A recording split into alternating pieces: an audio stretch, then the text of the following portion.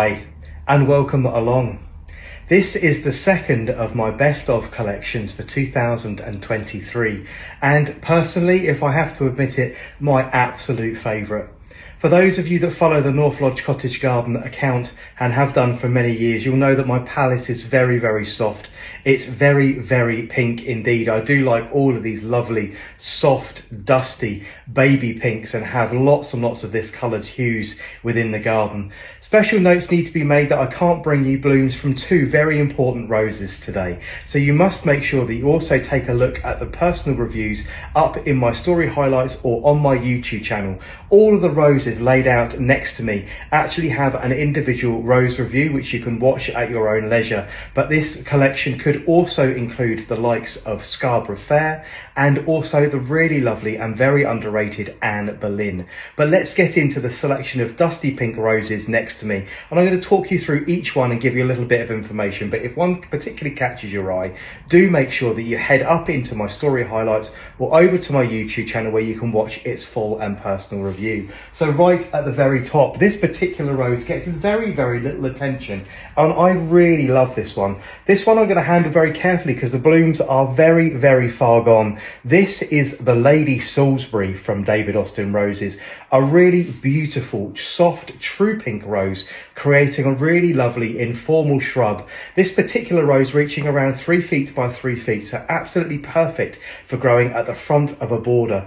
It's a free flowering shrub producing really quite large flowers, as you can see. They're around 3.5 to 4 inches across. A lovely characteristic. I really love the colour of the buds on this one and that little telltale flick off the top.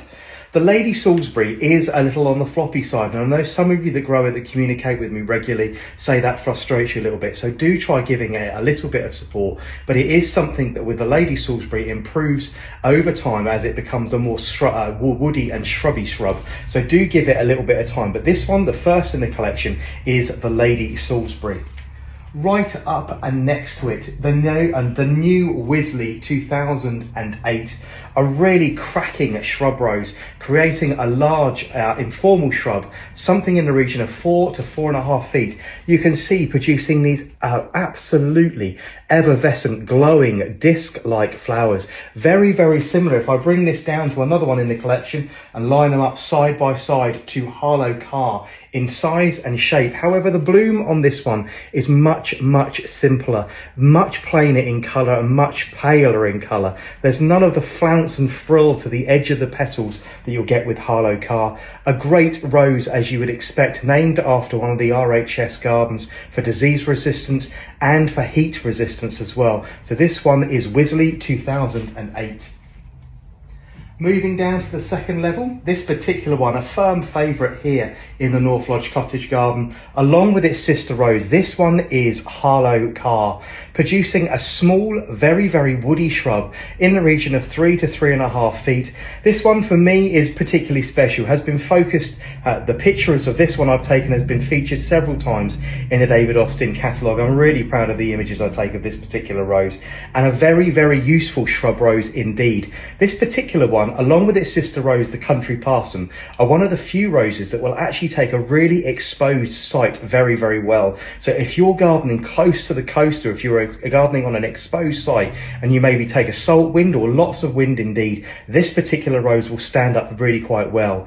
It doesn't overly like the rain, and the heads will quite often go completely mouldy and fall off if we have large amounts of rain during its flowering season. But this particular rose with me rates really heavily and appears on several of my best of collections and ranks highly within the top 20, not only for its performance and sheer volume of flowers, but also for its fragrance as well. It has one of the most exquisite fragrances, I say, shared with its sister rose, the Country Parson, which is the sherbet yellow version of this, but this is Harlow Carr. Next to it, another rose that I'm going to handle particularly carefully today. This particular one is fully blown, but a rose new to my collection this year, which has made a really, really huge impression of me. This one is the beautiful Hyde Hall from David Austin Roses. Again, named after one of the RHS gardens. As you'd expect, this is an absolutely cracking rose.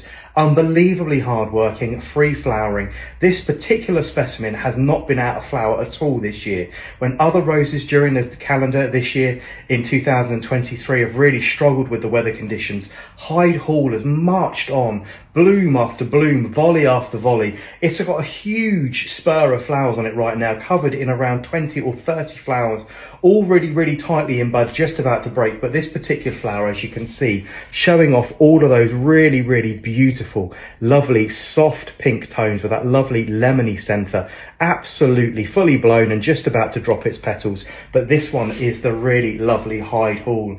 Expect to see this one storming into the top 20 this year, because it's a really good rose. Down on the bottom, some of the much more popular ones, and a couple of these have had comments on over the last couple of days about why they weren't included in the deep pink collection that I filmed just yesterday. But for me, these tones are much softer. And once I finish with this collection today, I'm also going to line up all of the pinks I grow together, and you'll be able to get a much better value, or much better opinion of the different colours once they're all lined up together. But firstly, on the bottom row is the really lovely Olivia Rose Austin. Very popular with all of you. This is a large shrub reaching around 4 feet. It's very floppy indeed and produces really large heads. In fact, this particular flower that I'm bringing you today is actually a little on the small side. It will eventually open completely flat with a lovely shelved profile to the very top of it. The buds, a really nice white glowing edge to them just before the open, and that again lovely telltale orange and sort of peachy yellow, very nice edge to the bottom of them. Olivia Rose Austin is one of the best roses that David Austin had ever bred.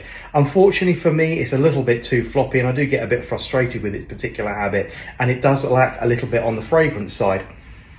Doesn't really rank very highly on the fragrance for me, but it is a particularly good free flowering rose, and particularly good if you want to create an informal hedge along a boundary, or maybe plant it all the way along the front of your house. Next to it, a rose that needs no introduction, and this particular one gracing the front of the David Austin Roses catalogue this year, which is really lovely. This one is the Queen of Sweden, a fabulously useful rose for adding height, drama and structure to the back of a border. This one, if given the chance, will run up to around 5.5 to 6 feet. So a really nice tall shrub, which, as I say, planted in the back of a border. I know it's elaborate, but plant it in collections of 2, 3, 4 and even 5 plants and create a really large group of plants at the back of a border. Adds a huge amount of height and drama. This particular rose, although it lacks on fragrance and doesn't cut particularly well, does stand up to all sorts of weather really well. You can see if I lift this one out of the vase, huge, long, strong, upright stems, which means it takes wind and rain really well. So absolutely perfect for our silly English summers, which never seem to be able to make their mind up of what weather we should be having. This one stands tall and proud and rebuffs all the weather conditions you can think of. But as I say, does lack a little bit on the fragrance and doesn't cut very well at all. Each bloom shattering within just a day or two if you cut it and bring it into a vase. But the Queen of Sweden, a really beautiful true pink rose which holds its flowers very heavily. I say, plant it in the back of a border and really add some height and some drama to it. Next to it, a strong personal favourite, and as I bring this closer to the camera you'll work out why and be able to identify this one. This one is the stunning Sceptred Isle from David Austin Roses, a really beautiful true pink rose which thrives not only in full sun but also really well in partial shade. The biggest things with this for me is its disease resistance, its sheer volume of flowers, that stunning collection of golden yellow stamens right in the very centre, its amazing fragrance and its ability to produce lots of lovely hips moving forward into the autumn. So if you do grow this rose, whether it's in full sun or partial shade, do consider stop deadheading it somewhere in mid to late September. Allow the rose heads to go over and form and set hips. You will be rewarded with some really lovely fat orangey red rose hips all the way through into October and November, which not only the birds will love, but you might want to consider cutting and bringing into the house for a floral arrangement for autumn or maybe even for Christmas if they last that long. But this one, the last in this soft pink collection, is Sceptred Isle. So that is my collection of the very best soft pink David Austin roses, also to include the lovely Anne Boleyn and also Scarborough Fair, which aren't in flower today. In a moment, I'm going to line all of these soft pink beauties up alongside the strong and dark pink ones I filmed with yesterday, so you get an idea of the difference in colour and form. I hope you've found this video useful. Do, as I say, head up to my story highlights or over to my YouTube channel where you can watch the individual personal rose reviews for each one of these. And if you want to make sure that you know where this video is for later, make sure you save it for a time that you want to maybe place an order and have a look at more roses maybe in the depths of the winter. I will see you all again very soon.